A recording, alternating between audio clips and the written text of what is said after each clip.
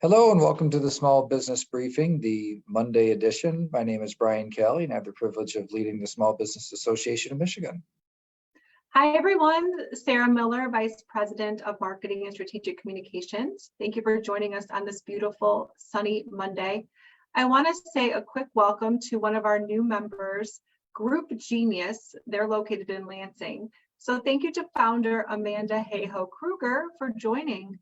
We're welcoming our new member on behalf of our sponsor, SBAM Energy Solutions, which provides free energy efficiency assessments for small businesses. So if you're interested, you can visit sbam.org/energy.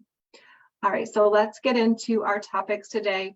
First up, we have a couple of IRS updates to share. Number one, inflation has caused an adjustment to the federal income tax bands. Yeah, so this I'd put this in the category of kind of loosely of silver lining, maybe. So all this inflation, but what happens is that the bands on the federal graduated income tax get pushed up by inflation each year, and so on those marginal rates for 2023, you'll see that you can have higher income before you hit the next tax bracket. So the lowest rate is 10% for those that are at very low incomes, and it goes from to 12 and 24, 12, 22, 24, 32, 35%, all the way up to the highest, which is 37%. And the incomes that you hit the next bracket have been increased by inflation across the board. So if your income is not kept up with inflation this year, then that means that your overall taxes will be proportionately less for that. So I'd rather have less inflation than higher brackets, but in any event, it's a little bit of a silver lining that you can earn more income before you hit the next tax bracket on your federal tax return this year. And another update is that the amount that people can contribute to their retirement accounts has been increased as well. Yeah, so the same thing. We talked last week about how Social Security was being increased by inflation. The tax brackets themselves are moving up by inflation, but also there's the maximum amounts that you can put into your 401k has been increased as well. So it'll be up in 2023. Employees can contribute up to $22,500 a year. That is up from $20,500 this year. So pretty hefty increase. Also included our 457 plans, which are available to public employees and other tax exempt institutions. And then there's also an increase on those catch-up contributions for workers that are 50 and older. You can do an extra 7,500 as opposed to currently it's 6,500. So all of these inflation adjustments will ultimately benefit the taxpayers, more opportunity to save or pay less in taxes because of the inflationary increases on the limits. But keep in mind that the IRS has plans to hire 87,000 new people, many of which are for tax enforcement. So at the same time that there might be some beneficial changes because of the brackets being increased, there'll probably be more scrutiny than what we'd be used to in more recent years. All right, let's talk about unemployment. The new numbers are out, and Michigan is currently at 4.1%. How does this compare nationally? Yeah, 4.1%. First of all, compared to us before, it's the same. So it's just level kept. This would be kind of an even Steven type of a report. The federal rate did go down a couple of ticks to 3.5. So it's down to, I think, 2.2% or 0.2%. So on the employment front, it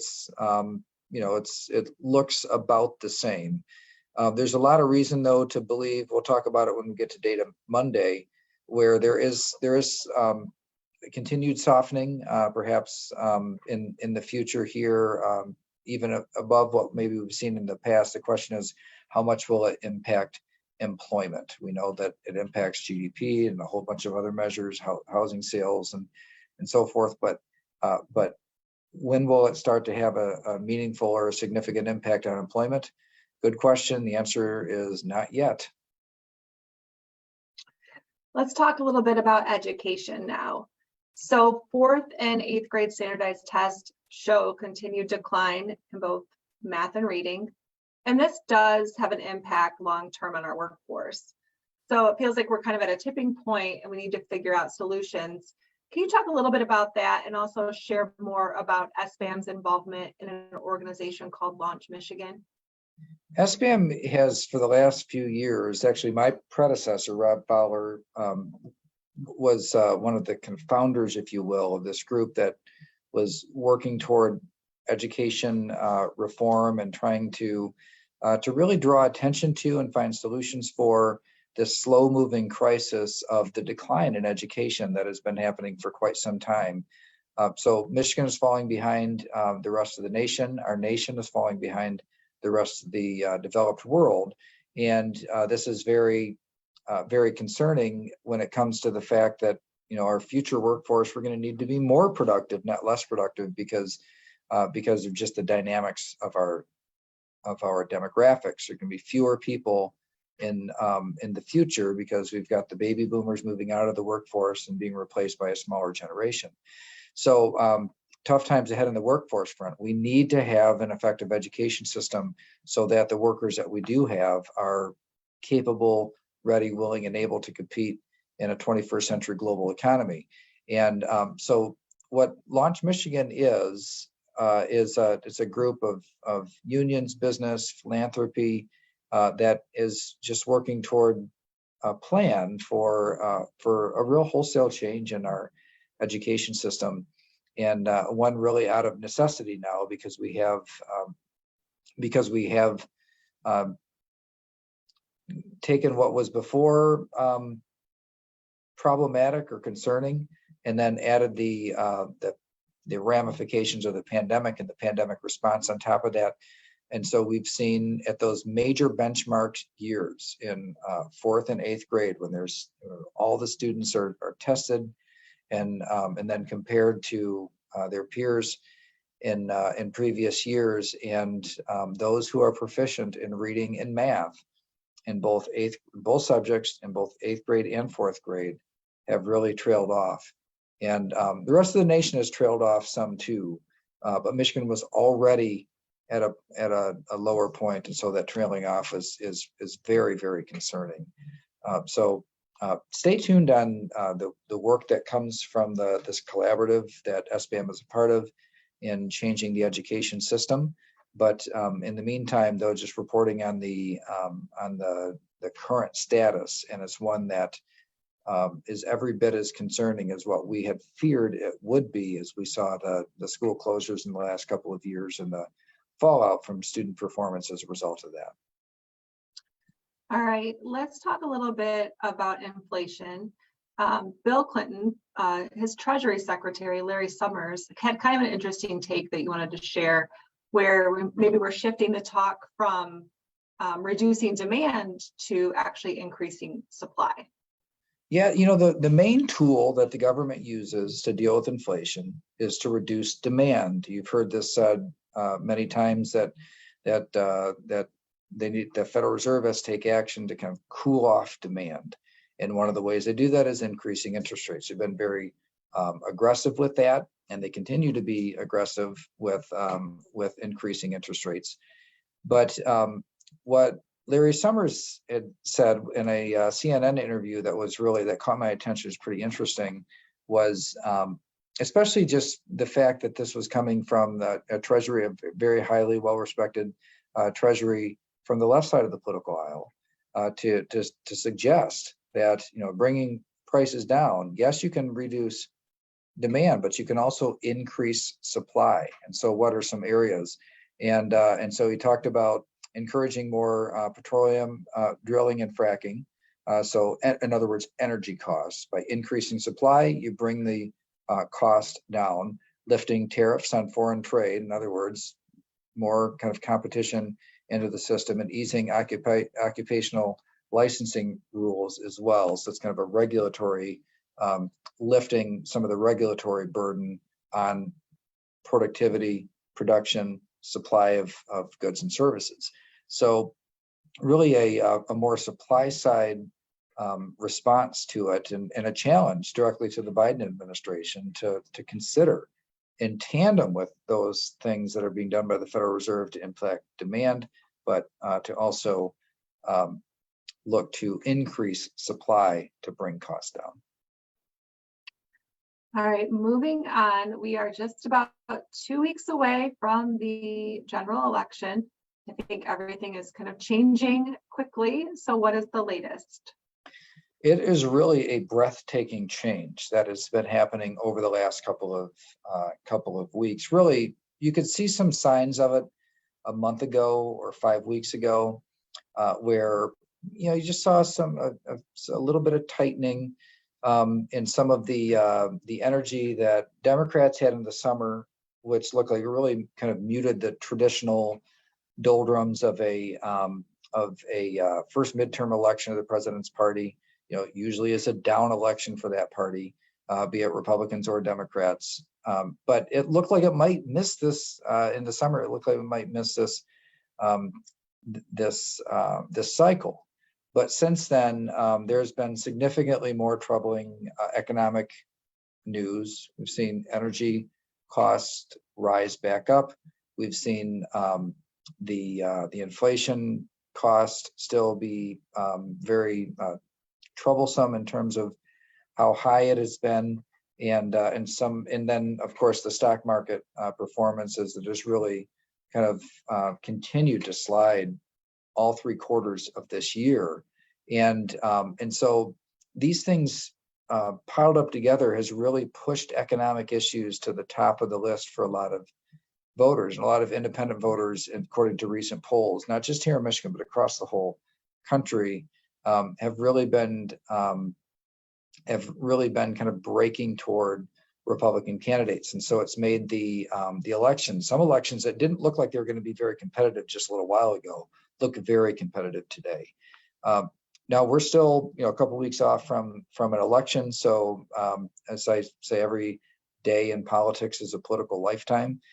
So who knows what it will be like 2 weeks from now. But it really is looking like the top of the ticket here in Michigan will be very competitive.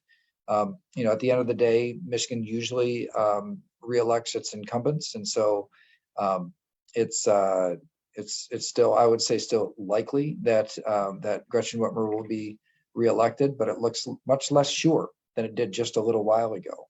And but if you look across, everywhere, if you look at the Senate race in Ohio, if you look at Florida and Texas and Georgia and Pennsylvania, and Wisconsin, Arizona, Nevada, especially that you just see this kind of shift that's happening in just all the public polling that is coming out now. Just seems to be kind of shifting over to the right. So what looked like it might be a not particularly competitive election before, looks like it probably will be very much so now. And I bring that up mainly because it's different. As we had talked about this toward the end of the summer, frankly, it didn't look very competitive to me. And so as we head into these final weeks, I expect you'll see here in Michigan probably a lot more communication coming from the candidates. You'll see the governor push all her chips in, and you'll probably see a lot of new resources come as the national Republicans see an opportunity here in Michigan. So what probably already seemed to you like the volume was up really loud on this election, you're probably going to see it go up even more from there as some new energy, new money, new advocacy comes to the table as both sides see this as an opportunity. And I will say another reminder that you can visit sbam.org and you can look at our voter guide, and the voter guide has candidate responses for the office of governor, attorney general, secretary of state, And then you can also view our endorsements. I think we have 89 endorsements in House and Senate seats and 3 endorsements in judicial races. So they're all right on our homepage at sbam.org. All right, Brian, it is time for Data Monday. All right, so I'll give you a kind of a, say like a pre-warning, if you will, that it's not particularly encouraging news in this Data Monday, but I'm going to start with this. This is actually just a screenshot from my own, Fidelity webpage last week on just my rollover 401k that I have. The reason I took this screenshot is because look over here, this 3-month Treasury bond yield. I don't have any Treasury bonds myself, but this is always on the homepage.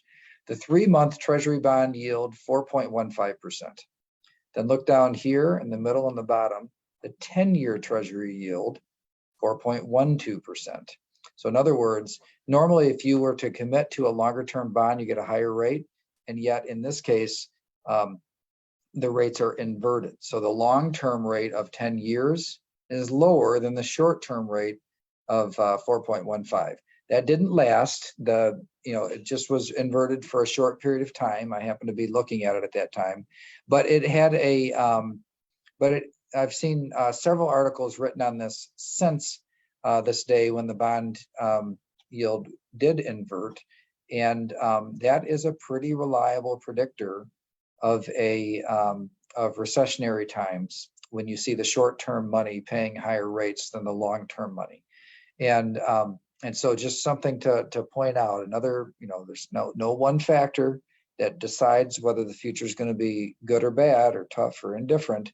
But this is one of those things that usually when you see inverted Treasury yields, that it means that we got some shaky times ahead.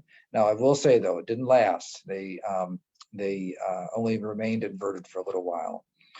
Wanted to also look at if you were to look at total sales in retail and food services, in the blue, you'll see that a nice steady increase in terms of the overall dollars, but those are absolute dollars, not inflation adjusted. In orange, you see what the numbers look like in terms of their actual buying power, the revenue and the buying power. And you see that that's flat, maybe a little bit of a decreasing trend. And so I think this is a pretty good illustration about how our numbers can look like they're good, setting new records, but in terms of total dollars, but when you factor in inflation, it's one of the reasons why the total GDP even is a little less reliable than before as an overall economic indicator, because there's so many changes that aren't because of the value changes, but because of inflation.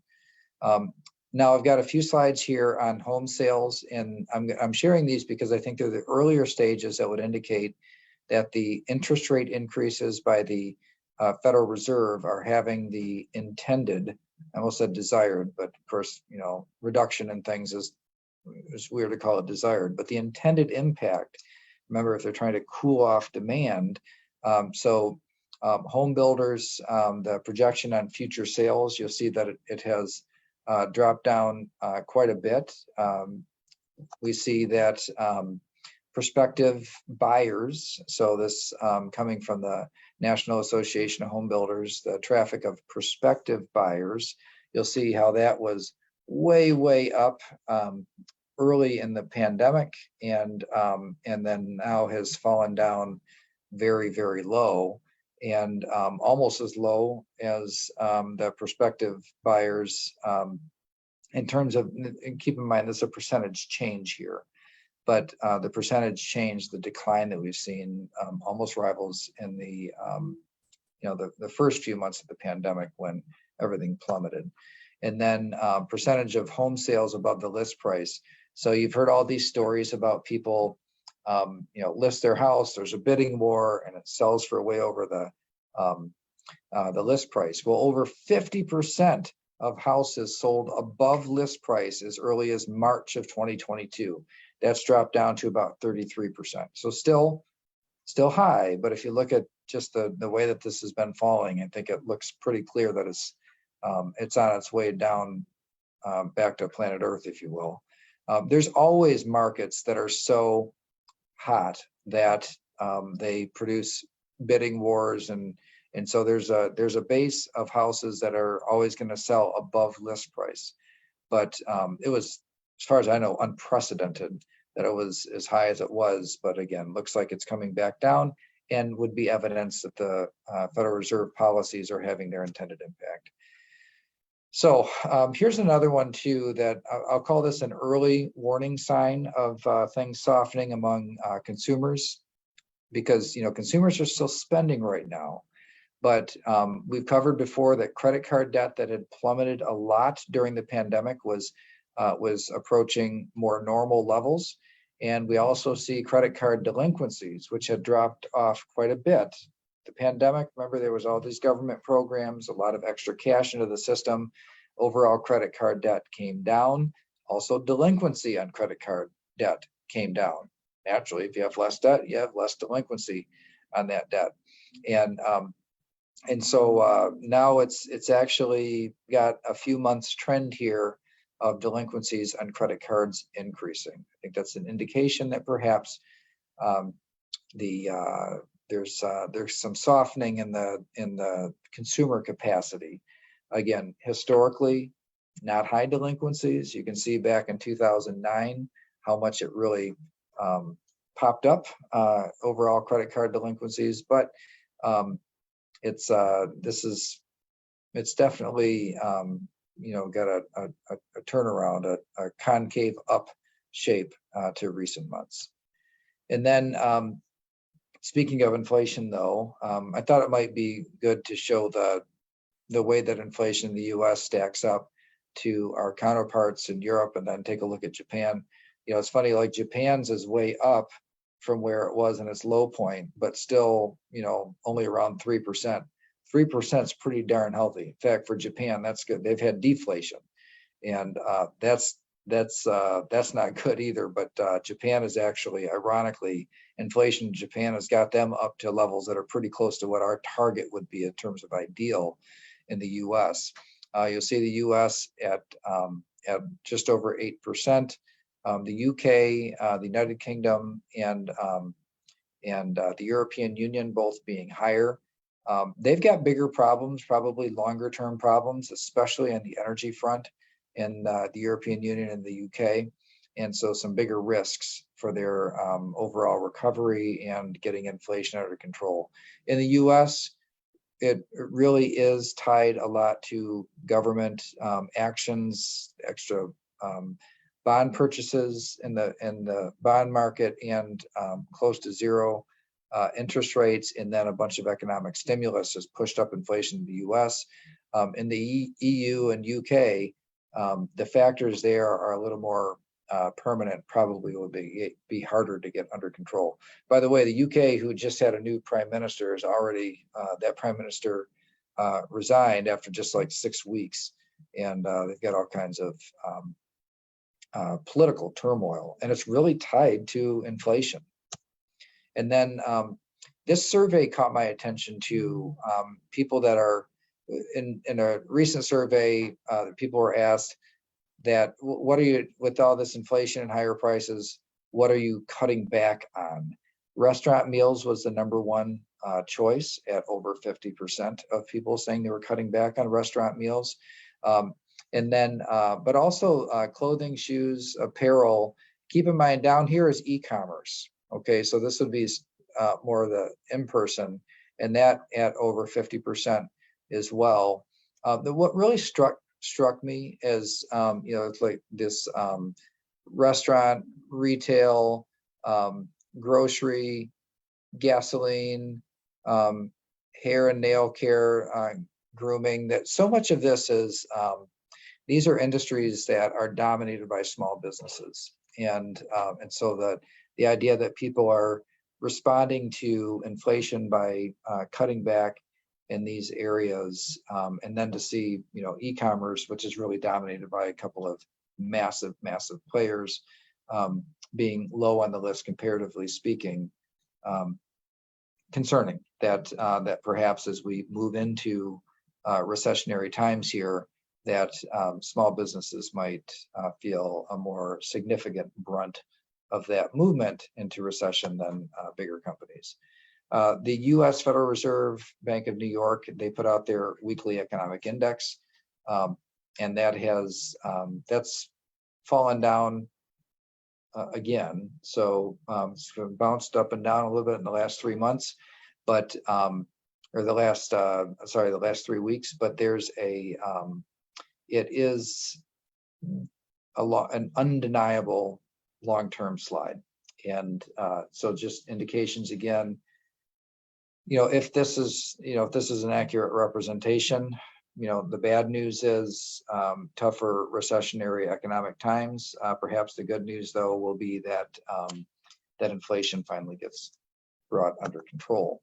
And then the last one here, I don't hear anybody talking about this really yet, but just wanted to put on everybody's radar screen how low the diesel supply in the United States is. It's only 25 days. And that's pretty darn low, considering that diesel is used for shipping, but also for heating as well, actually, and generators and things. It's so heading into the winter, when consumption of diesel would normally be a bit higher, the supply is pretty low, and that could shortages could be pretty problematic. So keep an eye on that one, because it's just one that we hadn't seen much talk about, but could prove to be a pretty serious challenge, either in increased costs in the future, or to the extent that shortages and more supply chain problems that it feels like we're just finally starting to get past from all the issues during the pandemic. Well, you warned us that it wouldn't be a very uplifting Data Monday report. Let's end on a positive note, Brian. I'll put you on the spot. We spent a couple of days on Mackinac Island with our leadership council, which was a fantastic couple of days, great group of members. Why don't you share with our viewers today just a couple of highlights from that time together? I love spending time with our leadership council. It's a couple hundred businesses that are dynamic, growing second stage companies, and these are entrepreneurs. They are infectiously optimistic and very talented people that find a way to make opportunity, and so when they come together, this group that's called the Leadership Council, it's a lot of peer learning that happens. In some kinds, it's commiserating together, just as business owners that are trying to overcome all these issues. A great support network for each other. But what's even more exciting than that is the way that they feed off each other, learn from each other, build on the work that each other are doing. And that really comes together in our leadership council gatherings. It was up on Mackinac Island. That's where we do it in October. It's risky to do stuff on Mackinac Island in October, and yet 3 years in a row we have had just beautiful weather. So it was a little cold when we first came in the middle of the week. When we left, it was sunny and almost 70 degrees, and I think everybody came away from it very energized. So yeah, we can look at the reports and say, what, there's a lot of headwinds that we're facing in the future. One thing we know for sure, and it's what we're all about, is that when you can concentrate or put your hope and your faith in the economic future tied to entrepreneurs, that's your best bet. There's we don't need all our eggs in one basket with just the global corporate giants that are doing all the things that they do. It's fine. We're glad to have them around. But for here in Michigan, our future really is about entrepreneurs, and our leadership council, I think, is a great reminder of that. And we have other opportunities for you to connect with small business owners in your area. You can attend one of our upcoming owner-to-owner events. You can learn more on our website, of course. And maybe as we head into this holiday giving season, we can be intentional about where we shop and where we spend our money and choose to support our small businesses. So on that note, we will be back here Thursday at 3 o'clock. Have a wonderful week. Thanks, everybody. See you on Thursday.